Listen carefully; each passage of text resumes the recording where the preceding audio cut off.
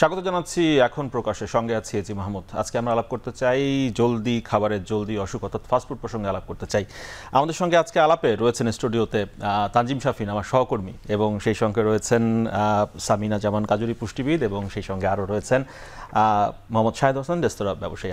আপনাদের তিনজনকেই স্বাগত আমাদের এই আজকের আয়োজন এবং আলাপে। সেই সঙ্গে চট্টগ্রাম এবং নোয়াখালী থেকে যুক্ত হবেন আমার আরও দুজন সহকর্মী, তার মধ্যে একজন রয়েছেন কাজী মাহফুজ এবং নাসিম শুভ। দুজনকেই স্বাগত। আমরা আলাপে আসবো আপনাদের কাছে। প্রথমে একটু আমার সহকর্মী তানজিম শাফিনের সঙ্গে একটু আলাপ করতে চাই।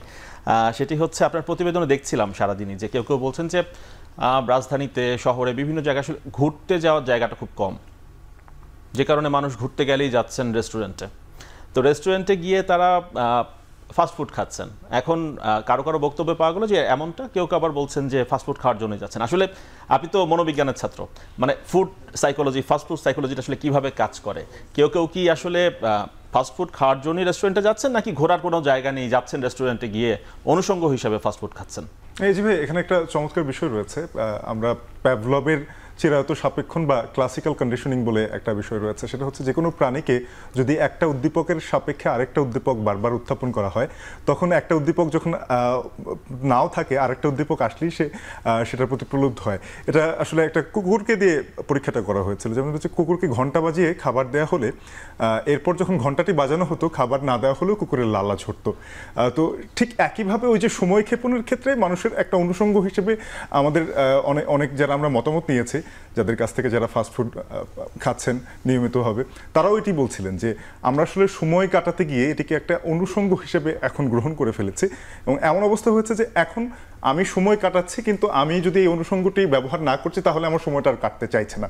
ঠিক এমনি করে আমরা যদি দেখি যে বাংলাদেশে ফাস্টফুডটা মূলত ঢাকা থেকে শুরু হয়েছিল।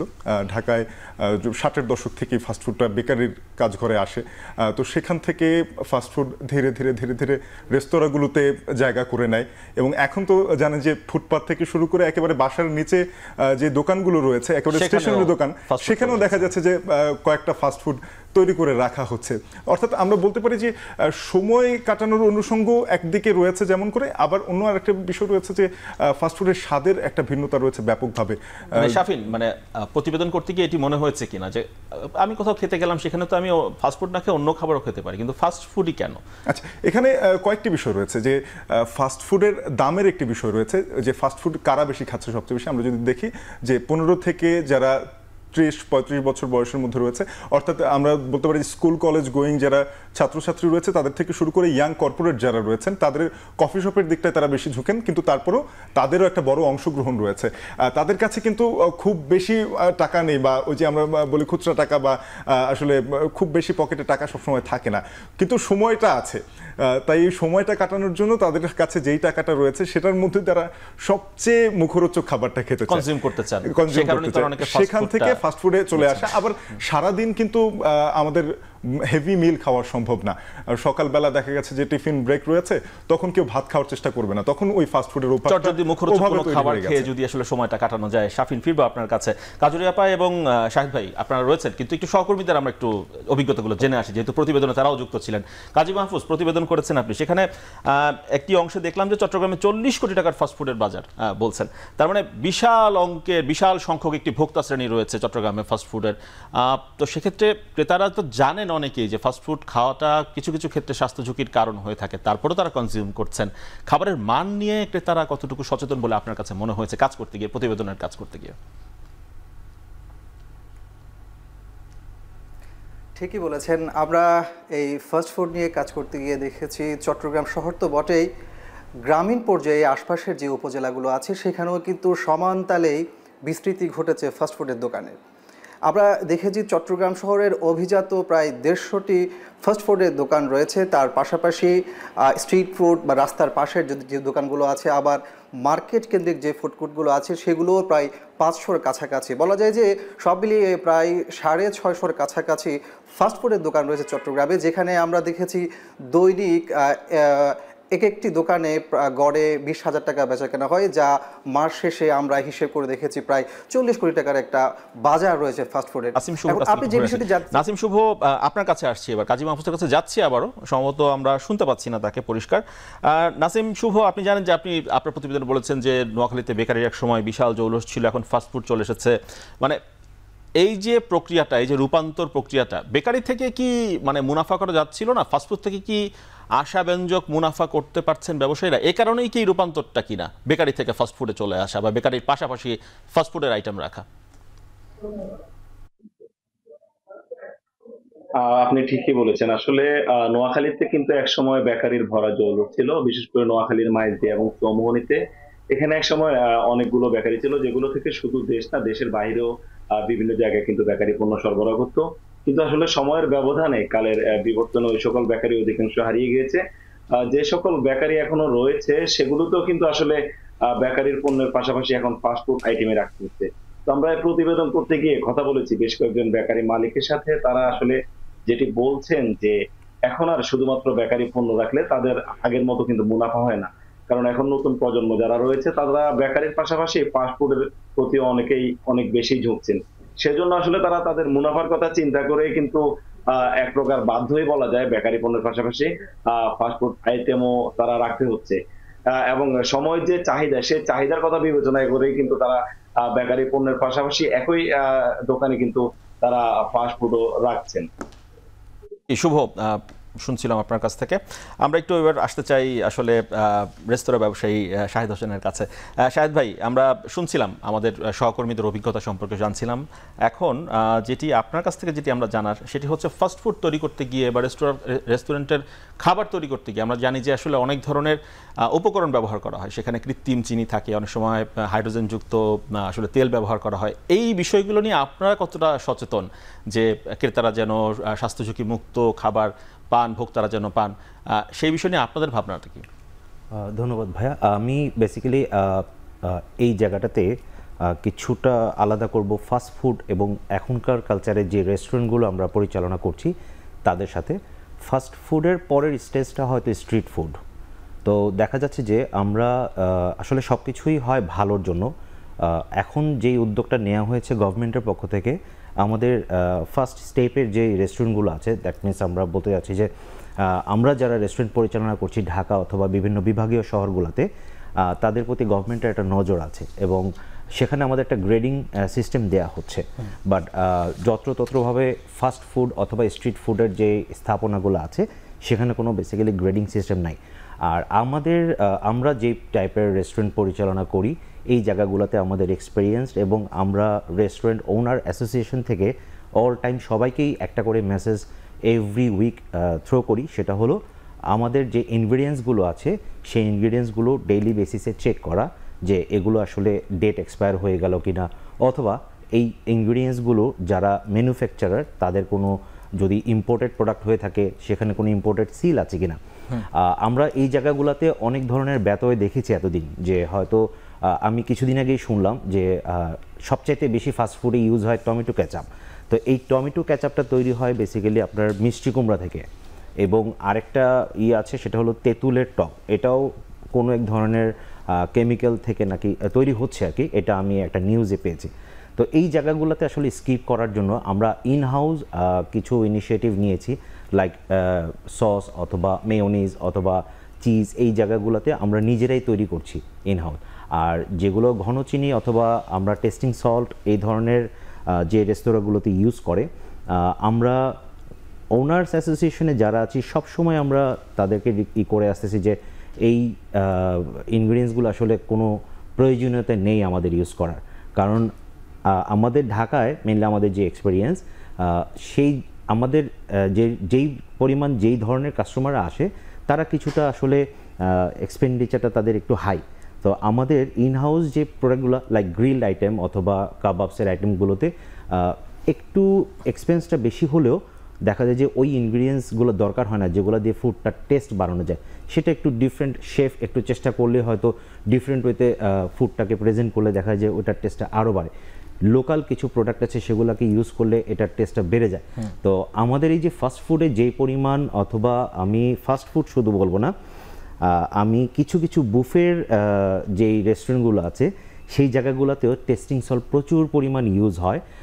সেটা হয়তো এখন কিছুটা কমে আসছে, কারণ কন্টিনিউয়াসলি গভর্নমেন্টের এন্ড থেকে অভিযান পরিচালনা করার পরে এই ধরনের টেন্ডেন্সি অনেক কমে গিয়েছে আমার কাছে এখন তো মানে বেশিরভাগ খাবারে আমরা দেখি যে খাবারের অন্যতম উপকরণ হয়ে দাঁড়িয়েছে চিজ, মানে বিভিন্ন ধরনের চিজ ব্যবহার করা হয়ে থাকে। সেটা তো আসলে আমরা দেখি ফাস্টফুডেও প্রচুর পরিমাণ চিজ ব্যবহার হয়। রাইট। এই চিজটা বেসিক্যালি আমাদের ইম্পোর্টেড, আমরা বাইরের থেকে নিয়ে আসি, যে অথরিটি বাইরের থেকে নিয়ে আসার পরে আমরা তাদের কাছ থেকে কালেক্ট করি। আর এখন এই মুহূর্তে আসলে যে চিজগুলো আমরা ইউজ করি সেটা হোমমেড চিজ, আমরা নিজেরাই তৈরি করি। হয়তো দেখা যাচ্ছে যে এক্সপায়ার ডেট আমাদেরকে দিতে হয়, যে হয়তো সেলফ লাইফ 3 ডেজের মতো, আমরা 2 ডেজের মধ্যে সেগুলো রিমুভ করে ফেলি। আচ্ছা, এটা একটু শুনি আমরা তাহলে কাজুরি আপার কাছ থেকে। কাজুরি আপা, আসলে এই যে চিজ ব্যবহার করা হয় প্রচুর ফাস্টফুড আইটেমে, সেটি তো জানতে চাই আপনার কাছ থেকে যে এই ব্যবহারে আসলে স্বাস্থ্য ঝুঁকি বাড়ে কতটা। সেই সঙ্গে আমরা তো মানে সবাই কম বেশি রেস্টুরেন্টে যাই, ফাস্টফুড আমাদেরও খেতে অনেক সময় ভালো লাগে, আমার নিজেরও আসলে বার্গার খেতে খুব ভালো লাগে, যদিও সেটা মানে প্রতিদিন না, হয়তো মাসে একদিন হয়তো বাইরে গেলে বা সপ্তাহে কোথাও ঘুরতে গেলে হয়তো খাওয়া হয়ে থাকে। এটা একটু ব্যাখ্যা করবেন যে ফাস্টফুড যে গ্রহণ করছি আমরা, সেটি আসলে মানে সপ্তাহে বা মাসে কতবার বা কতটুকু গ্রহণ করলে আসলে সেটা ঝুঁকির কারণ হবে না?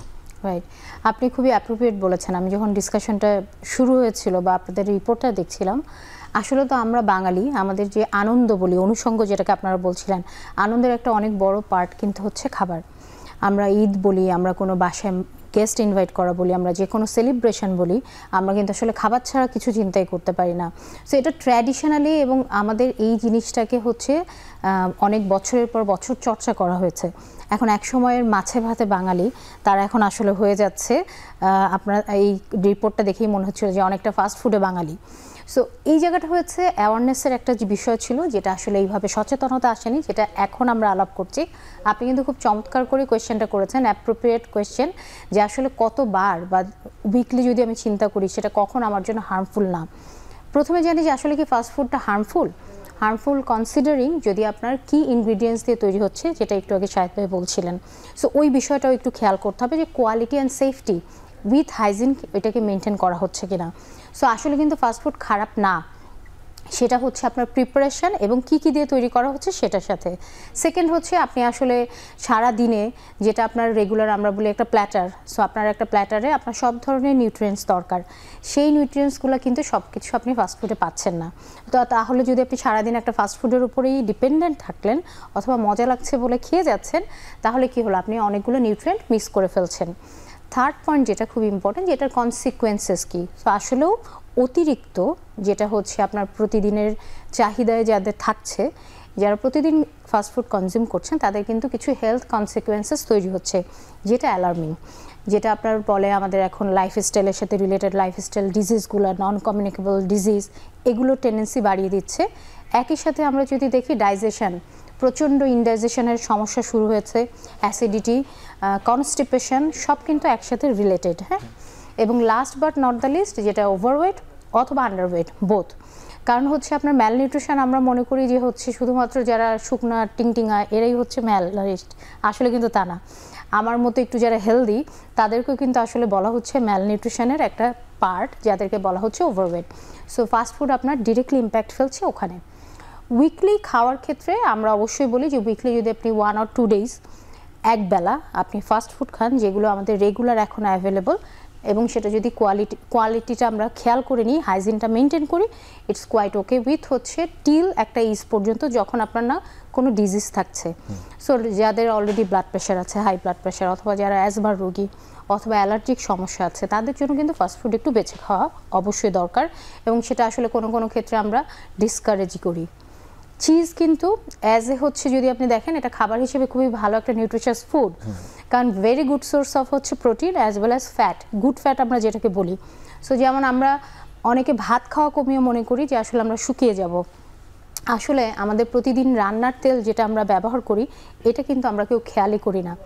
খুব কম বেশি আপনি অ্যাভারেজে, আমরা মাঝখানে একটা সার্ভে দেখছিলাম যেখানে ICDDRBতে করা হয়েছে, ওখানে বলেছে যে 2টা কারণে এখন এই যে আমাদের ম্যালনিউট্রিশনের যে রেটটা বেড়ে যাচ্ছে। একটা হচ্ছে আমরা আসলে নিউট্রিশন যেটা ম্যাক্রোনিউট্রিয়েন্ট, যেটা হচ্ছে প্রোটিন, ফ্যাট, কার্বোহাইড্রেট চুজ করতে পারছি না, এবং কার্বোহাইড্রেট কমিয়ে আমি কি করছি, ফ্যাট খাওয়া বাড়িয়ে দিচ্ছি, আমি রান্নায় তেলের পরিমাণ কমালাম না, কিন্তু আমি ভাতই খাচ্ছি না, তারপর আমি বলছি যে আমার তো ওয়েট বেড়ে যাচ্ছে, কি বিষয়, বিকজ আমি আসলে জিনিসটা কানেক্টই করতে পারছি না। সেকেন্ড যেটা বলেছে যে আমাদের ফুড প্রিপারেশনে বা ফুড প্রসেসিংয়ে আমরা সব মাইক্রোনিউট্রিয়েন্ট নষ্ট করে ফেলছি। সো লাইক আমরা যদি চিন্তা করি যে আমরা একটা সবজি কিনলাম, কিনে সেটাকে অনেক সময় আমরা যেহেতু এখন ওয়ার্কিং, ফ্রিজে হচ্ছে সংরক্ষণ করছি, তারপর ওটাকে বের করছি, আবার ওটাকে ধুচ্ছি, ধুয়ে রান্না করছি, অনেক ওভার হিটে খোলা রেখে আমরা রান্না করে ফেলছি। সো যা মোটামুটি আপনার মাইক্রোনিউট্রিয়েন্ট বলতে ভিটামিনস অ্যান্ড মিনারেলস ছিল সব উড়ে টুড়ে চলে গেল। সো আসলে ওটা ঠিক না। চিজ অবশ্যই গুড ফুড, বাট সেটাকে আপনাকে খেয়াল করতে হবে যে আপনার পোর্শন সাইজ কী। সো আমরা এটাই বলি যে সারাদিনে মিল্ক অ্যান্ড ডেইরি জাতীয় প্রোডাক্ট, মানে হয় আপনি দুধ খাবেন অথবা দুধ জাতীয় কোনো খাবার, যেটা দই, পনির এবং হচ্ছে বাটার, এগুলো আসবে, আপনার দিনে 2 বার আপনি খেতে পারেন, 2 to 3 সার্ভিং। সো সার্ভিংটা আসলে ইন্ডিভিজুয়াল যারা সামনে আছেন দর্শক, ওনাদের জন্য বোঝা কঠিন। সো এক্ষেত্রে আমরা ওয়েট ওয়াইজ হচ্ছে জিনিসটাকে সাজেস্ট করে থাকি। আমাদের একটি বিরতির সময় হয়েছে, আমাদের সঙ্গে আমার সহকর্মীরা রয়েছেন, আপনারা রয়েছেন, একটি বিরতি নিয়ে ফিরে আসি, তারপর আবার আলাদা। দর্শক, বিরতির পর আবারও ফিরছি এখন প্রকাশে।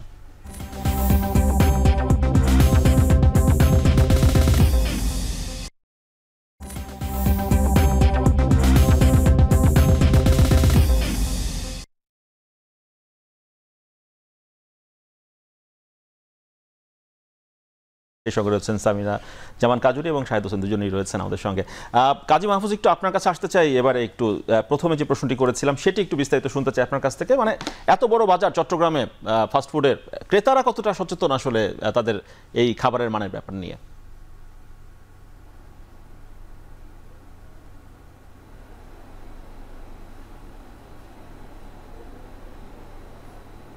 কাজী মাহফুজ শুনতে পাচ্ছেন নিশ্চয়ই আমাকে? মানে ক্রেতারা কতটা সচেতন চট্টগ্রামে, এত বড় ইন্ডাস্ট্রি, মানে 40 কোটি টাকার ট্রেড হচ্ছে ফাস্টফুডে, ক্রেতারা কতটা সচেতন? মাহফুজ। ফাস্টফুড নিয়ে কাজ করতে গিয়ে আমাদের কাছে যে বিষয়গুলো নজরে এসেছে তার মধ্যে গুরুত্বপূর্ণ একটি বিষয় হচ্ছে এই খাবারগুলোকে, বিশেষ করে বার্গার, পিৎজা, স্যান্ডউইচ, একই সাথে চিকেনের যে নানান রকম আইটেম, এগুলো তৈরি করতে গিয়ে বিশেষ করে পেভমেন্ট কেন্দ্রিক যে সকল ফাস্টফুডের দোকানগুলো আছে সেখানে তারা এগুলোকে আকর্ষণীয় করার জন্য এবং মুখরোচক করার জন্য সেখানে বিশেষ ধরনের রং এবং কেমিক্যাল মেশায়, যা নিশ্চিতভাবে বলা যায় স্বাস্থ্যের জন্য ক্ষতিকর। একই সাথে আরেকটি বিষয় বলে রাখি, সেটি হচ্ছে ফ্লেভার আনার জন্য আপনি জানেন যে এই ফাস্টফুডগুলোকে প্রক্রিয়াজাত করে তৈরি করা হয়, সেই জায়গাতে আমরা দেখেছি সঠিক যে ফ্লেভারটা আনার জন্য অনেক সময় কৃত্রিম ফ্লেভারটা মেশানো হয়। আপনি জানেন এই কৃত্রিম ফ্লেভারগুলো মেশানোর কারণে অনেক সময় কাঠের মধ্যেও যদি এই ফ্লেভারগুলো মেশানো হয় তখন অরিজিনাল একটা ফ্লেভার চলে আসে, এমনটি অনেকে আমাদেরকে বলেছেন। তো সেই জায়গাতে আসলে কতটুকু স্বাস্থ্য ঝুঁকি রয়েছে এই খাবারগুলোতে সেটি সহজে। মাহফুজ, এখন এটা তো ক্রেতাদের পক্ষে রেস্টুরেন্টে গিয়ে যাচাই বাছাই করা সহজ নয়, সেক্ষেত্রে যারা তদারকি প্রতিষ্ঠান রয়েছে, যারা সংস্থা রয়েছে, তাদের তৎপরতা কতটুকু? নিরাপদ খাদ্য কর্তৃপক্ষ, একই সাথে ভোক্তা অধিকার সংরক্ষণ অধিদপ্তর, নিরাপদ খাদ্য কর্তৃপক্ষ, তাদের সাথেও আমরা কথা বলেছি। তারা আমাদেরকে বলেছেন আসলে লোকবল সংকট একটি বিষয়। আরেকটি বিষয় হচ্ছে যে নিরাপদ খাদ্য কর্তৃপক্ষ তাদের যে নীতিমালাগুলো আছে, তাদের যে বিধানগুলো আছে, সেখানে তারা 1 লাখ টাকার নিচে কোনো ধরনের জরিমানা করতে পারে না। যার কারণে আমরা দেখেছি যে পেভমেন্ট কেন্দ্রিক যে সকল ফাস্টফুডের দোকানগুলো আছে, তারা ছোট ছোট দোকান, তারা ব্যবসা করে 10-20 হাজার টাকার, সে জায়গাতে আসলে 1 লাখ টাকা বা তার উপরে জরিমানা করাও তাদের জন্য অনেক বেশি কষ্টসাধ্য হয়ে যায়। তো সেই জায়গাতে আসলে আমরা যেটা কাজ করে দেখেছি, মানুষের মধ্যেও যেমন এই সকল খাবারগুলো গ্রহণের ক্ষেত্রে সচেতনতা বাড়াতে হবে, একই সাথে সংশ্লিষ্ট যে দপ্তরগুলো আছে সেগুলোকে কিন্তু অনেক বেশি নজরদারি বাড়াতে হবে। আমরা একটু নাসিম শুভর কাছে যেতে চাই। শুভ, নোয়াখালীতে আসলে মানে এই ফুড ইন্ডাস্ট্রি, যেটা ফাস্ট ফুডের যে ইন্ডাস্ট্রি রয়েছে, সেখানে তদারকি কি কেমন?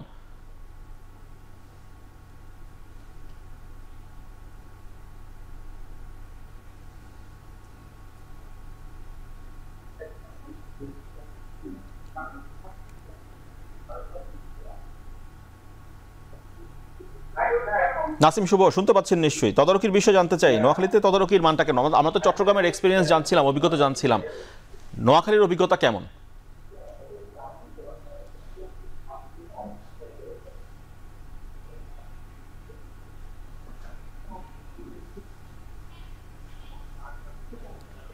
আচ্ছা, নাসিম খুব সম্ভবত আমাকে এখনো শুনতে পাচ্ছেন না।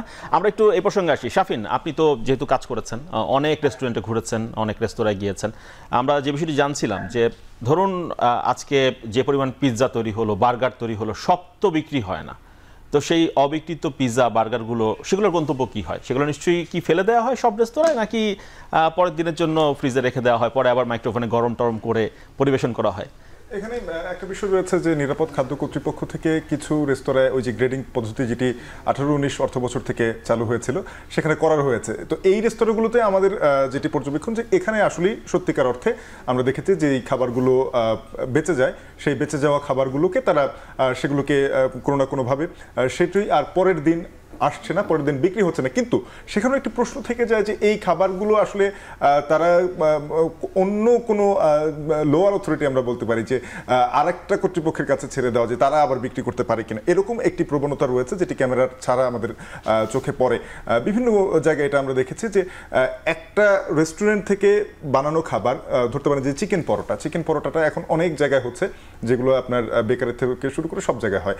তো এই চিকেন পরোটা প্রথমত তৈরি হচ্ছে এক জায়গাতে, তো সেখান থেকে যখন দেখা গেল যে ভালো বেকারিতে ভালো বিক্রি হয়নি, তো সেখান থেকে সেই চিকেন পরোটা পরের দিন আবার একটু সস্তায়, তার প্রায় অর্ধেক দামে অনেক ক্ষেত্রে একটা এলাকায় গিয়ে সেটা একটা ভ্যানের উপরে এভাবে বিক্রি করে দেওয়া হচ্ছে। এরকম ঘটনাও কিন্তু আছে, এবং সেই ভ্যানগুলোও কিন্তু পপুলার, সেগুলোরও জনপ্রিয়তা আছে, এবং সেখানে মানুষ জানেন যে এখানে এই খাবারগুলো রয়েছে এবং এইটি আগের দিনের খাবার। সেটা আসলে সেখানে আমি বলবো যে অসহায়ত্বের একটা বিষয় রয়েছে। তবে এই ভালো মানের রেস্তোরাঁর বাইরে যদি আমরা আসি, সেক্ষেত্রে বেশিরভাগ খাবারে যেটা পরের দিন, আপনি এমনও দেখেছি আমরা দৃষ্টান্ত, যে গ্রিলের কথা যদি আমি বলি, যে একটা গ্রিল ধরেন 4টা মুরগির গ্রিল রয়েছে একটা মেশিনের ভিতরে, সেখানে 4টার মধ্যে 3টা বিক্রি হলো, একটা রয়ে গেছে, এটা পরদিন পর্যন্ত ওই অবস্থাতেই রয়েছে। এবং পরদিন আমি খেতে গিয়েছি, খেতে যাওয়ার পরে আমি দেখছি বলছে যে গ্রিল এখন হচ্ছে, এখনো হয়নি, 4টার পরে হবে, কিন্তু এইটা আছে, এটা আপনি খেতে পারেন। আমি বললাম যে না, এটা তো আমি খাবো না, আমি অপেক্ষা করছি। কিন্তু আমি পরক্ষণেই দেখলাম যে আরেকজনকে আসলে সেই গ্রিলটা কেটে দেওয়া হলো। যারা সচেতন নয় তাদের ক্ষেত্রে শাহেদ ভাই শুনবো আপনার কাছ থেকে এই বিষয় নিয়ে বক্তব্য, কারণ আমরা অনেক কিন্তু পাড়া মহল্লার কিছু দোকান দেখি যেখানে দেখি যে তারা বার্গার রেডি করে কাচের শোরুমে বা শোকেসে সাজিয়ে রেখেছেন, বার্গার তৈরি করে সাজিয়ে রেখেছেন। সেটি তো সব তো বিক্রি হয় না। আমি রাত 10টা-11টার সময় গিয়েও দেখেছি যে সেখানে বার্গার রয়ে গেছে, পিৎজা রয়ে গেছে। এগুলোর মানে পরবর্তীতে কি হয় এই বিষয়গুলো নিয়ে সচেতনতা কিভাবে বাড়ানো যাবে? আপনারা যারা রেস্টুরেন্ট যারা ব্যবসায়ী রয়েছেন তারা কি করেন খাবার অবিকৃত বা বেঁচে গেলে? আচ্ছা, আমি আবার একটু মেনশন করি, শাফিন ভাইকে আমি সাপোর্ট করছি যে রেস্তোরাঁতে ভালো ক্যাটাগরি ওয়াইজ অনেক ধরনের রেস্তোরাঁ আছে। আমরা যারা বুটিক রেস্টুরেন্টগুলো বেসিক্যালি পরিচালনা করি, আমাদের স্ট্র্যাটেজিটা একটু ডিফারেন্ট। আমরা যেটা করি যে আমরা র ফুড থেকে আমরা প্রিপেয়ার করে দিই কাস্টমারকে। দ্যাট মিনস আমার কোনো ফুড বেঁচে যাওয়ার অপশনস নেই। আমরা যখন কোনো অর্ডার জেনারেট হয়, সেখানে আমাদের কিচেনে সেই অর্ডারটা পাস হলে আমরা একদম র প্রোডাক্ট থেকে সেই ফুডটা প্রিপেয়ার করে, তার টাইম নেই 30 to 35 মিনিটস, দেন আমরা প্রিপেয়ার করে একদম সেই অবস্থাতে কাস্টমারকে আমরা সার্ভ করে থাকি। বাট এর বাইরে যারা লাইক ফাস্ট ফুড অথবা স্ট্রিট ফুড, এরা আসলে সব প্রোডাক্ট সেল হয় না, এবং আমরা যেটা সাসপেক্ট করছি সেটাই হয় অনেক সময়, যে এই ফুডটাকে পরবর্তী দিনে হয়তো তারা ফ্রোজেন অবস্থায় রেখে দেয়, অথবা যেই প্রোডাক্টের ক্যাটাগরি ওয়াইজ নন ফ্রোজেন হলে নন ফ্রোজেন, ড্রাই আইটেম হলে ড্রাই আইটেম কোনোভাবে রেখে দেয়। এক্সপায়ার হয়ে গেলেও কোনো সমস্যা নেই, সেটা পরের দিন তারা আগে চালানোর চেষ্টা করে। আমি সুন্দর একটা উদাহরণ দিতে পারবো এখানে, যে আমি ধানমন্ডিতে দেখেছি যে যারা স্ট্রিট ফুড, আগে প্রচুর স্ট্রিট ফুড ছিল যত্রতত্রভাবে, তো সোসাইটির তত্ত্বাবধানে এবং সিটি কর্পোরেশন যেটা করেছে যে সব স্ট্রিট ফুডগুলোকে তারা সেখানে অবৈধ স্থাপনা যা ছিল সব সরিয়ে দিয়ে একটা জায়গায় তারা লোকেট করেছে, এবং সেই জায়গা থেকেই যখন প্রোডাক্টগুলো কোনো স্পেসিফিক গ্রাহকের হাতে চলে যাচ্ছে, মনিটরিংটা আরও ইজি হচ্ছে যে তারা আসলে ফুডগুলোকে কী করছে। কারণ আমার পুরো শহর জুড়ে যদি যত্রতত্রভাবে স্ট্রিট ফুড থাকে, মনিটরিংয়ের সমস্যা হয়। আমাদের এখানে যে প্রবলেমটা সলভ হয়েছে, আমি মনে করি যে সোসাইটির উদ্যোগে, যে তারা নিজেরাই এখন মনিটরিং করে, সিটি কর্পোরেশনে যারা দায়িত্বে আছেন তারাও মনিটরিং করে, এবং এই মনিটরিংয়ের জন্য তারা আবার এক্সট্রা লোক নিয়োগ দিয়েছে, যেটাকে আমরা বলি সাইকেল বাহিনী। তারা এই ফুডের কোয়ালিটিও মেইনটেইন নিঃসন্দেহে করে। এটি একটি ভালো উদ্যোগ, মানে এটি একটি অবশ্যই এই অবশ্যই দৃষ্টান্ত অনেকে অনুসরণ করতে পারে। আমরা সাহেব, problem একটু কাজুরি নিয়ে- আপার কাছ থেকে শুনে নিই Sure, একটু sure, বিষয়টি। কাজুরি আপা, মানে এই যে খাবার বেঁচে যাওয়ার যে আমরা দেখতে পাই, অনেক জায়গায় খাবার বেঁচে যায়, সেটা আবার পরের দিন মাইক্রোওভেনে গরম করে বিক্রি করা হয়। এই খাবারগুলো একদিন 2 দিন পরে মাইক্রোওভেনে গরম করে ফাস্টফুডগুলো খাওয়ার পরে সেটির প্রতিক্রিয়া কি হতে পারে? রাইট, সেটার প্রতিক্রিয়া প্রথম যেটা আসে যে আসলে মাইক্রোওভেন কোনো একটা খাবারই যখন সেকেন্ড টাইম হিট করা হয়, সো সেটা একটা চুলায় করি, এখন তো আমাদের মাইক্রোওভেনের যুগের কারণে ওটা চটজলদি হয়েছে, গরম করে রাইট, দেওয়ার জন্য চটজলদি। ব্যবহার করা হয় দোকানে। সো ওভেনের যে গরম হওয়ার কারণে যেটা হয় সেটা হচ্ছে যে আমরা বলি যে খাবারের যে র ম্যাটেরিয়ালসগুলো ছিল ডিনেচার্ড হয়ে যায় ইমিডিয়েটলি। একটা হচ্ছে আপনি ফ্রিজিং করেছেন এবং ফ্রিজিংয়ের পর সেটাকে আবার বের করলেন, করে এখন আপনি মাইক্রোওভেনে দিলেন, সো যেটার ওর যে নেচার যেটা ছিল সেটা ডিনেচার্ড হয়ে গেল, এবং সেটা হওয়া মানেই হচ্ছে ইটস হার্মফুল, এবং এটা আপনাকে যে প্রপার যে নিউট্রিশন সাপোর্ট দেওয়া দরকার ছিল সেটা দিচ্ছে না। সো হার্মফুলের 2 রকম হতে পারে, একটা হচ্ছে আপনি কিভাবে প্রিজার্ভ করেছেন। সো ফ্রিজিংয়ে perishable and non perishable things এরকম একটা বিষয় থাকে। সো আপনি সব গণ রেখেছেন এবং ওখানে অবশ্যই ব্যাকটেরিয়ার একটা কন্টামিনেশন হতেই পারে। তারপরে অনেক ব্যাকটেরিয়া আছে যেটা কিন্তু ফ্রিজে হিমায়িত অবস্থায় থাকতে পারে, এবং একইভাবে কিন্তু মাইক্রোওভেনেও তাকে খুব বেশি কাবু করা যাচ্ছে না।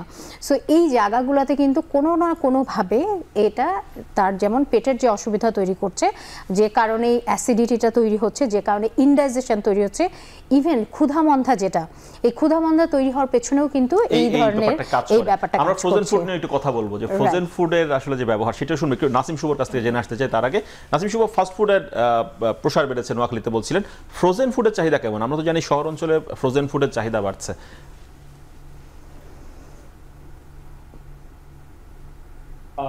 আসলে নোয়াখালীতে কিন্তু সময়ের সাথে সাথে যে ফাস্ট ফুড শুধু বেড়েছে সেটি না, এর পাশাপাশি কিন্তু ফ্রোজেন ফুড যেগুলো সেগুলো চাহিদাও বেড়েছে, সেটি সত্য। তবে আসলে যারা ক্রেতা সাধারণ রয়েছেন তাদের এখন আসলে সময়ের যেটি দাবি সেটি হচ্ছে আসলে এই সকল যে নতুন যে খাদ্যগুলো সেগুলোতে আসলে সংশ্লিষ্ট কর্তৃপক্ষের কিন্তু খুব একটা নজরদারি নেই। নিরাপদ খাদ্য কর্তৃপক্ষ বলেন কিংবা ভোক্তা অধিকার সংরক্ষণ অধিদপ্তর বলেন, এই ধরনের অধিদপ্তরগুলো কিন্তু এগুলোকে নজরদারি। জি শুভ, শুনলাম। একটু আমরা কাজী মাহফুজের কাছ থেকে শুনে শেষ করব আপনাদের। কাজী মাহফুজ, ফ্রোজেন ফুডের চাহিদা চট্টগ্রামে কেমন, এটির বাজার কেমন? ফাস্ট ফুড নিয়ে কাজ করতে গিয়ে এই প্রসঙ্গটুকু কি আপনার সামনে এসেছিল কিনা, ফ্রোজেন ফুডের বিষয়টি?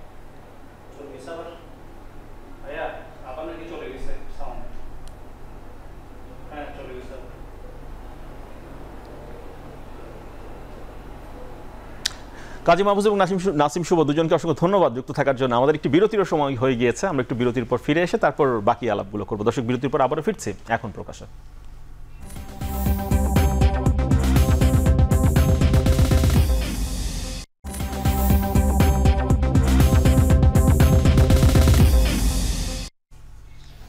বিরতির পর আবারও ফিরে এলাম, এখন প্রকাশে আলাপ করছি আমরা জলদি খাবারের জলদি অসুখ প্রসঙ্গে।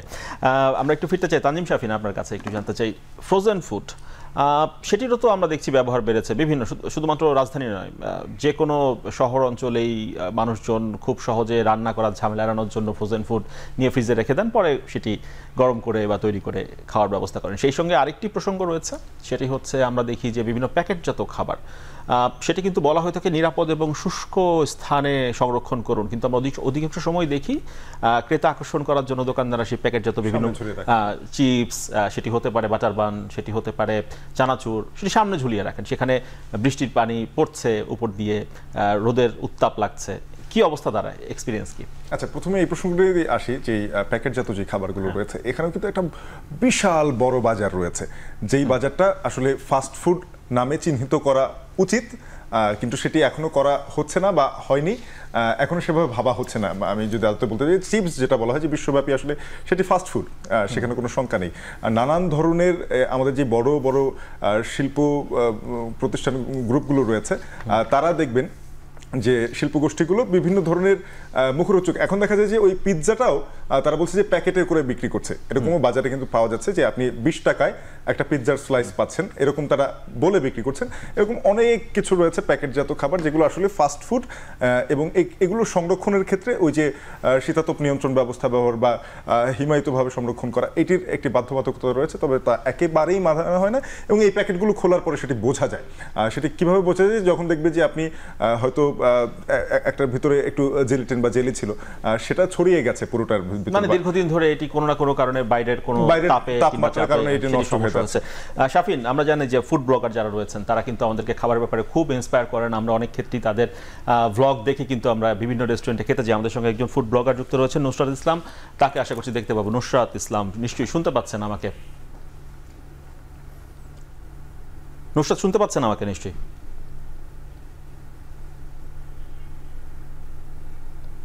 আচ্ছা, নুসরাতকে এখনো আমরা ঠিক পরিষ্কার যুক্ত করতে পারিনি। আমরা একটু কাজুরি আপার কাছ থেকে জেনে তারপর শাহিদের কাছ থেকে আসি। কাজুরি আপা, একটু ব্যাখ্যা করবেন এই যে ফ্রোজেন ফুড, তারপর আমরা এই যে প্যাকেটজাত খাবার, এই প্রসঙ্গে জানতে চাই। আপনি প্রথমে যে প্রেক্ষাপটটা বলেছেন যে আসলে ট্রু, আমাদের এখন এই যে ফাস্ট ফুড বলেন, ফ্রোজেন ফুড বলেন, সব কিছুর মেইন যে কারণটা সেটা হচ্ছে কনভেনিয়েন্স। সো আমরা কনভেনিয়েন্সটাকে কনসিডার করতে গিয়ে আসলে আমরা কি দিচ্ছি ফ্যামিলিকে বা আমরা নিজেরা কি খাচ্ছি এটা হয়তো খেয়াল করছি না। সো এই জায়গাটায় আসলে প্যাকেটজাত ফুড বা হচ্ছে যেটাকে আমরা ফাস্ট ফুড বলছি, ফ্রোজেন ফুড বলছি, এই জায়গাগুলোতে কিন্তু যারা ম্যানুফ্যাকচারার তারা কিন্তু অনেক বড় একটা ভূমিকা রাখতে পারেন। সো ম্যানুফ্যাকচারিংয়ে ওনারা এখন যেমন এক্সপায়ারি ডেট, ম্যানুফ্যাকচারিং ডেট উল্লেখ করছেন, একই সাথে যে কত টেম্পারেচারে রাখা উচিত, কি পজিশনিংয়ে রাখা উচিত, অ্যাটলিস্ট কিন্তু কনজিউমার কিন্তু যারা কেনেন একটু দেখে হলেও এখন বিস্কিটের এক্সপায়ারি ডেটটা দেখেন, একই সাথে ওইভাবে একইভাবে জিনিসটাকে কিন্তু মেনটেন করার চেষ্টা করেন। বাট সমস্যা হচ্ছে আপনার ট্রেডে, যেটা আপনি বললেন যে দোকানদাররা যে বিভিন্ন জায়গায় রাখছে, এবং আমাদের এখানে যে হট অ্যান্ড হিউমিড, একটা তো হচ্ছে রেইনি সিজনের তো বিষয় ছিলই, একই সাথে যে সানলাইট এবং এখন যে হিউমিড যে ওয়েদারটা, এই দুটাই কিন্তু হচ্ছে সব ধরনের যে প্যাকেট, এই প্যাকেট কিন্তু প্রোটেক্ট করতে পারছে না। সো এই প্যাকেট যে সেফ, যেটাকে আমরা বলছি যে এখন সেফ প্যাকেজিং, সেটা নিয়েও কিন্তু যারা কমার্শিয়াল প্রোডাকশনে আছেন ওনাদের ওপর কিন্তু অনেক ধরনের পলিসি ইমপ্লিমেন্টেশনের প্রসেসে আছে, বাট সবাই সেটা ফলো করছেন না। সো এই জায়গাটায় আসলে বাংলাদেশ ফুড সেফটি অথরিটি বলেন অথবা যেটা আমাদের ভোক্তা অধিকার, এদেরকে অনেক বেশি আসলে এখন হচ্ছে ফোকাস করতে হবে। হিমায়িত খাবারের ব্যাপারে ভেরি সিম্পল, যে আপনাকে দেখতে হবে যে আপনি পেরিশেবল, সেমি পেরিশেবল, নন পেরিশেবল এই খাবারগুলোকে আলাদা রাখছেন। এই জন্যই আমাদের ডিপ ফ্রিজ আমরা বলি, নর্মাল ফ্রিজ আমরা বলি। সো ডিপ ফ্রিজে আপনি পরোটা রাখছেন একদিকে, ইটস ওকে, সেই পরোটার সাথে পাশেই মাংসের প্যাকেটটা আপনার রাখা যাবে না। সো এইভাবে জিনিসটাকে মেনটেন করতে হবে বাসাতে, সেম ওয়েতে আপনার যে কোনো রেস্টুরেন্টে। এটা একটু শুনি শাহিদের কাছ থেকে। শাহিদ ভাই, অনেক সময় আমরা অভিযান দেখি যে ভোক্তা অধিকার অভিযান চালাচ্ছে, বিভিন্ন সংস্থা অভিযান চালাচ্ছে, সেখানে দেখি তারা কি আবিষ্কার করলো, ফ্রিজে একই সঙ্গে কাঁচা পণ্য এবং সেই সঙ্গে যেটি প্রক্রিয়াজাত পণ্য একই সঙ্গে পাশাপাশি রাখা ফ্রিজে। মানে এই বিষয়গুলো কেন হয়? আপনারা খাদ্য এবং উপকরণ সংরক্ষণের ব্যাপারে কতটুকু সচেতনতা রাখেন? কারণ ভোক্তার পক্ষে তো, আমার পক্ষে তো আপনার ফ্রিজ খুলে গিয়ে দেখা সম্ভব না কিভাবে রেখেছেন খাবার। আমি আসলে বলতে চাচ্ছি যে ভোক্তা একাংশে আমি নিজেও, আমার পরিবার যখন আমার নিজের প্রতিষ্ঠানে খেতে আসে তারাও ভোক্তা, তাদের অবশ্যই তাদের দিকটাও আমাদেরকে দেখতে হয়। কিন্তু আমি তো তাকে অন্য কোথাও নিতে পারছি না, আমার রেস্টুরেন্টে নিয়ে আসছি। বাট আমি যদি ঠিক উল্টোভাবে চিন্তা করি যে আমার পরিবার বাদে আমার আশেপাশের সবার পরিবার যখন আমার এখানে আসছে, আসলে এটা সচেতনতার অভাব। একজন রেস্তোরাঁ ব্যবসায়ী যখন তার কিচেন অথবা তার স্টাফদের ফলো আপ না করবে, তখনই আসলে এই মিসম্যাচগুলো হয়। আমি আমার এক্সপিরিয়েন্স থেকে বলতে পারি, আমি অনেক রেস্তোরাঁতে অভিযান পরিচালনা করতে দেখেছি যেখানে কাঁচা মাংস, রান্না করা মাংস এবং ইভেন আপনার মিল্ক, দুগ্ধজাতীয় প্রোডাক্ট সব একই ফ্রিজে রেখে দেওয়া হয়েছে, একই ফ্রিজের। এবং আইএসআই সার্টিফিকেট প্রাপ্ত একটা রেস্টুরেন্টে গিয়ে দেখেছি তাদের পিছনের কিচেনের আপনার একদম কি বলবো র যে শাক ইউজ হয়, সেখানে আবার তারা নুডলস রেখে দিয়েছে শাকের উপরেই আপনার রান্না করা। তো আসলে এই যে জিনিসগুলো, এটা তো দেখার লোকবল অনেক কম, কন্টিনিউয়াসলি ফলো করা যায়ও না। এটার সচেতনতাটা আসলে আমাদের মধ্য থেকে আসতে হবে যারা আমরা রেস্তোরাঁ ব্যবসায়ী আছি, এবং এভরি ডের মধ্যে প্রতিদিন 2 বার করে আমাদেরকে ফলো আপ করতে হবে যে আমার স্টাফ ঠিকভাবে আমি যে গাইডলাইনটা দিয়েছি সেটা মেনটেন করছে কিনা। আমি বিজনেস করছি, আমি যদি বলি যে না আমার স্টাফকে আমি একবার বলে দিয়েছি দ্যাটস এনাফ, আমি 1 মাস পরে আবার আসবো, হবে না। এই জায়গাগুলোতে আমাদেরকে প্রথমে সচেতন হতে হবে। ভোক্তা অধিকার এসে আমাদেরকে জরিমানা করবে, আমরা জরিমানার টাকা দিয়ে আবার নিজেদের মতো করেই করব। বিজনেস তো 1 মাস 2 মাস হলে দেখা যায় যে চলে আসে টাকাটা, অথবা তার চেয়ে বেশি চলে আসে। সো এটা নিজে যদি সচেতন না হই, এটা আসলে কোনোভাবেই চেঞ্জ করা সম্ভব না। আপনি বারবারই একটা জায়গায় ফোকাস করছিলেন যে আমরা তো ভিতরে গিয়ে দেখতে পাই না।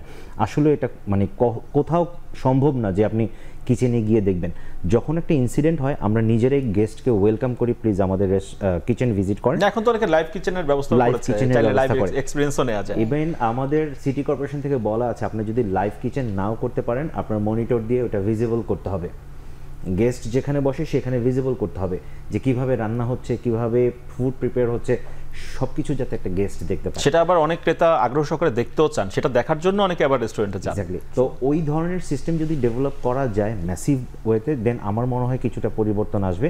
কারণ আমার ঘরে কি হচ্ছে সেটা আমার গ্রাহক জানার অধিকার রাখে এবং এটা তার একটা রাইটের মধ্যে পড়ে। আমি তাকে কি খাওয়াচ্ছি সেটা সে দেখতে চাইতেই পারে, সে আমার কিচেনে ঢুকতে চাইতেই পারে এবং আমি বাধ্য তাকে আমার কিচেন পরিদর্শন করাতে। সো অনেকাংশে ভোক্তাদেরও থাকে না যে তারা কিচেন ভিজিট করবে, অথবা ওই রকম সচেতনতা আসলে আমাদের মধ্যে নাই। আচ্ছা শাহেদ ভাই, এরপর আপনার কাছে জানতে চাইবো যে আমরা আসলে ট্রেডিশনাল ফুডের প্রসারটা আরো কি করে বাড়াতে পারি সেই বিষয়ে জানবো। একটু কাজুর আপনার কাছ থেকে ঘুরে আসি। কাজুর আপা বলছিলেন যে একই ফাস্টফুড যেটা আর কি, সেটা যদি বাসায় তৈরি করা হয় তাহলে বোধহয় আসলে সেটা স্বাস্থ্যসম্মত হতে পারে। সেটি কি উপায়, কি কৌশলে? ট্রুলি, কারণ আপনি যেমন বলছিলেন ফাস্টফুড আপনি পছন্দ করেন, আসলে ভ্যারাইটি পছন্দ করে এখনকার জেনারেশন, যেটা জেন জি অথবা মিলেনিয়ালস বলেন, এরা বলে হচ্ছে fusion. So they would love to have some fusion. So like আগের যে স্যুপটা তৈরি হতো, স্যুপটা ওই আমরা থাই ফ্লেভারের স্যুপ ছাড়া অন্য কিছু চিন্তাই করতে পারে না। বাট এখন দেখেন সেই ক্রিম অ্যান্ড মাশরুম বলি থেকে শুরু করে অনেক রকম স্যুপের কিন্তু কারিকুলাম চলে এসছে। So it's not very big deal for a মানে মম অথবা যারা আমরা বাসার বড় যারা ফ্যামিলি মেম্বার, তারা কিন্তু এইভাবে জিনিসটাকে কন্ট্রিবিউট করতে পারি। সো বাসায় ফাস্টফুড তৈরি করা হলে অবশ্যই সেটা প্রথম হচ্ছে ফ্রেশ হবে, দ্বিতীয়ত হচ্ছে সেটা আমি আমার ফ্যামিলি মেম্বারদের টেস্ট ওয়াইজ তৈরি করব। যেমন কোথাও অনেক বেশি স্পাইস ইউজ হয়, সেটা হয়তো আমি আমার বাসার জন্য করব না, অবশ্যই আমি টেস্টিং সল্ট ইউজ করব না। এবং আমি কি করব, যেটা আমরা অনেক সময় আমাদের যারা মারা যখন অসহায় ফিল করেন যে আমার বাচ্চা তো পিৎজা ছাড়া কিছু খাবে না, আমি অবশ্যই খাবে। পিৎজার মধ্যে আপনি কার্বোহাইড্রেট হিসেবে দিচ্ছেন, ওখানে আপনার ফ্লাওয়ার থাকছে, ময়দা থাকছে, আপনি এখানে যতটা পারেন ভেজিটেবলের মিক্স অ্যান্ড ম্যাচ করেন।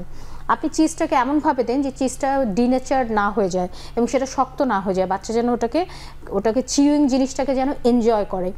এবং নট বাট মানে ওখানে সসেস দেওয়ার চেয়ে উই উড প্রেফার যে আপনি চিকেনের টুকরা কেটে কেটে ওটাতে হচ্ছে আপনি ওটার সাথে ওকে দেন।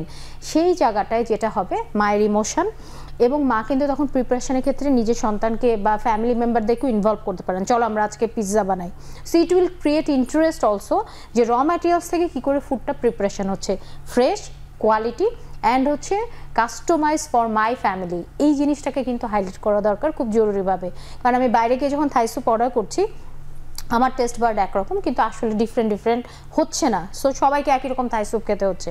বাট আমি যখন বাসায় তৈরি করবো অবশ্যই আই উইল চেক যে আমার বাচ্চা বেশি ডিম দেওয়া পছন্দ করে, অথবা আমার হাজব্যান্ড হচ্ছে একটু বেশি পছন্দ করছে, একটু লেবুর গন্ধটা ভালো আসবে অথবা থাই পাতার ফ্লেভারটা আসবে।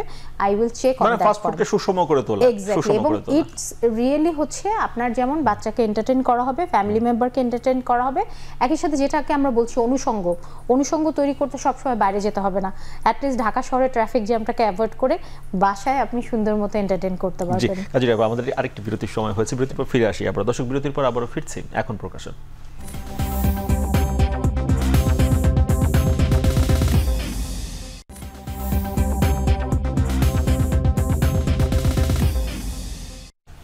বিরতির পর আবার ফিরে এলাম এখন প্রকাশে। জলদি খাবারের জলদি অসুখ প্রসঙ্গে আলাপ করছিলাম। শাহেদ ভাই, আপনার কাছে ফিরবো। সেটি হচ্ছে ট্রেডিশনাল ফুডের প্রসার কীভাবে বাড়ানো যায়। আমরা শুনছিলাম কাজুরি আপা পরামর্শ দিচ্ছিলেন, টিপস দিচ্ছিলেন যে কীভাবে ফাস্টফুড যেটা আমরা বাইরে খাচ্ছি সেটা ঘরেই তৈরি করা যায়, তাতে করে তো আপনার ব্যবসা কমে যেতে পারে। আপনারা মানে গ্রাহকের জন্য স্বাস্থ্য উপযোগী সুষম খাবার যেটা করছেন আপনারা, সেই সঙ্গে ট্রেডিশনাল ফুডের প্রসার বাড়ানোর জন্য কী ভাবনা রয়েছে? আচ্ছা, আমরা আপনি জানলে হয়তো আনন্দিত হবেন যে ট্রেডিশনাল ফুডের মার্কেটটা এখন অনেক বড়। আমরা যদি আমাদের বাংলাদেশের পার্সপেক্টিভে বলি, ট্রেডিশনাল আমাদের যে ফুডগুলো আমরা আগে দেখে আসছিলাম সেগুলো আবার ফিরে আসছে, বাট একটু ডিফারেন্ট ওয়েতে শিকড়ে ফিরে যাই এই টাইপের। যেমন আগে আমরা চিতল মাছের কোফতা খেতাম, এখন কিন্তু এই চিতল মাছের কোফতা, ল্যাটা খিচুড়ি অথবা এই ধরনের আইটেমগুলো, অথবা আমরা পুরনো যেই ট্রেডিশনাল ওয়েতে রান্না হতো আঞ্চলিক খাবার, সেই জায়গাগুলোতে এটা আমি বেসিক্যালি বলবো কমিউনিকেশন ভালো হওয়াতে সারা বাংলাদেশের এই ফুডগুলো আমরা এখন পাচ্ছি। বিভিন্ন আঞ্চলিক খাবারগুলো আমরা একই জায়গায় পাচ্ছি। তো এইটা প্রসার অনেক বেশি। রিসেন্ট আমি একটা আপনাকেই বলবো যে আমি একটা ডেটাতে দেখেছি যে ঢাকায় ট্রেডিশনাল ফুড আপনার ফাস্ট ফুড অথবা আমরা বিদেশি ফুডের চাইতে অনেক বেশি জনপ্রিয়তা পাচ্ছে। তো বিভিন্ন জায়গায় আমি মেইন পয়েন্ট যেগুলো বলবো, ধানমন্ডি, গুলশান, মিরপুর অথবা উত্তরা, এই জায়গাগুলোতে আমাদের ট্রেডিশনাল যে ফুডের শপগুলো আছে সেখানে প্রচুর ভিড় পাওয়া যাচ্ছে। কিন্তু সমস্যাটা হলো যে আমরা আসলে পুরনো জিনিসকে যখন আবার নতুনভাবে উজ্জীবিত করি, সেখানে আমাদের প্রাইসিং স্ট্র্যাটেজিটা আমরা আসলে তখন বুঝতে পারি না যে কিভাবে করব। আমরা হয়তো এখনকার যারা সমসাময়িক সময়ের আমাদের স্কুল গোয়িং অথবা ইউনিভার্সিটির ছেলে মেয়ে যারাই আছে, তারা আসলে অনেক আগে, লাইক 15-20 বছর আগে অথবা তারও আগের ফুডগুলো কেমন ছিল জানতো না। আমরা সেগুলোকে ফিরিয়ে আনাতে আমরা কেউ হয়তো সুযোগ নিচ্ছি। যেমন আমি যদি বলি যে বৃষ্টির সময়টা ল্যাটা কচুরি, বাট সেটার দাম রাখছি 1500 টাকা।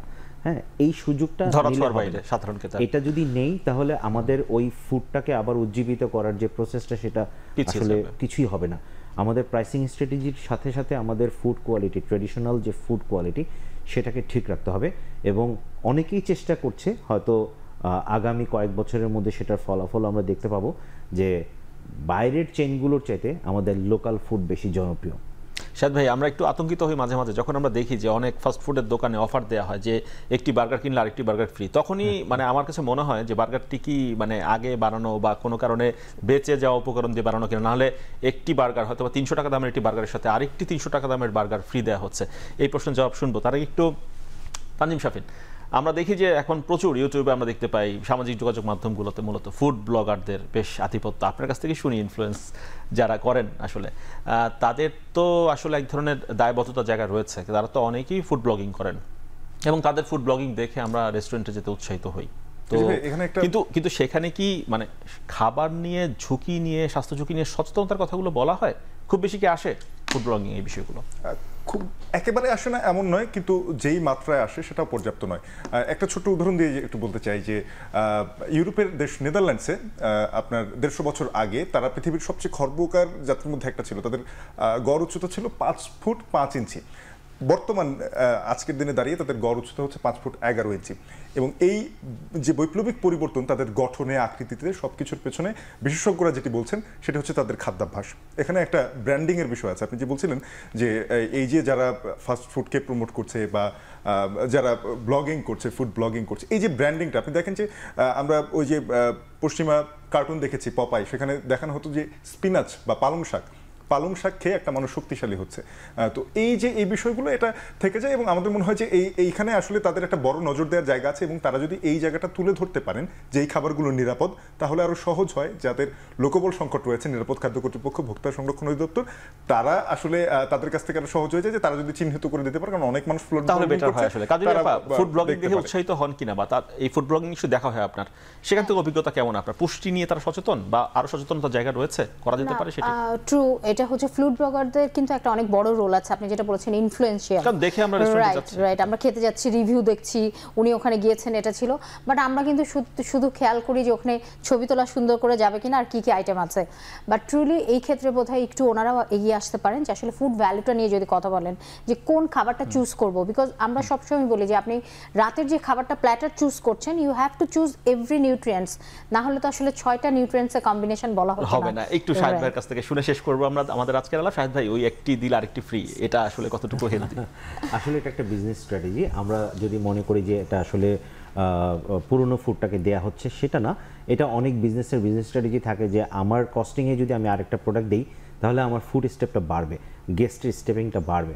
তো ওইটা অনেক রেস্টুরেন্ট দেয় যে একটা ফুড কিনলে আরেকটা ফ্রি, অথবা আপনার একটা প্ল্যাটারের সাথে আরেকটা প্ল্যাটার ফ্রি।